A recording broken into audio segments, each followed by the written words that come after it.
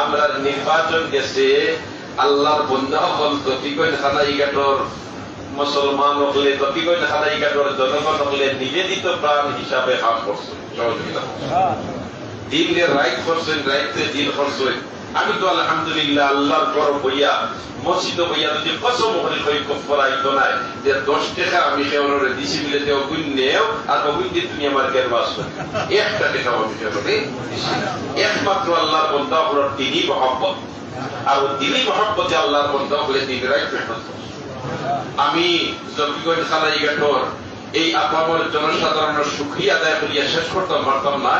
আমি আল্লাহর কাছে শুধু ওখানে বলবো, হে আল্লাহ, তোমার বন্ধা বলতে এইভাবে নিবেদিত প্রাণ হিসাবে জকিগঞ্জ খানাইঘাটে সুন্দর করবার লাগিয়া, জকিগঞ্জ খানাইঘাটের পরিবেশকে সুন্দর করবার লাগে এক জিম্মাদারি আমার উপরে দিছয়।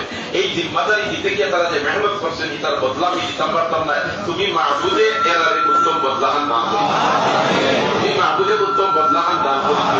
আর নির্বাচন আইলে একজনে আরেকজনকে কিছু খুশাখুশি মাত মাতেন, আলহামদুলিল্লাহ আমার এটা কোনদিনের অভ্যাস নাই, এটা কোনো মাতও আমার তাকে হয়সিন করে বইতে হবে।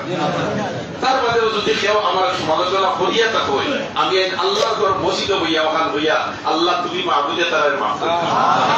আর যে জিম্মাদারিটা আমার উপরে এই যে 2 টানার মানুষের দিশয়, এই জিম্মাদারিটা আমি আমানতদারির আমানতের এই আমানত যেটা আমার এত বিষয় নেই, আমানতের আমি যাতে হেফাজত করতাম পারি আপনাকে দোয়া করি। আপনাকে কোনো আনিয়া ধরিছই এখন আমার খান তো এই যে বার যেটা দেব হয়ে গেছে 2টা টানার, এই 2টা টানার এই আমানতের আমি যাতে হেফাজত করতাম পারি, এর জন্য আপনার হকলে দোয়া করবার নিশ্চয়।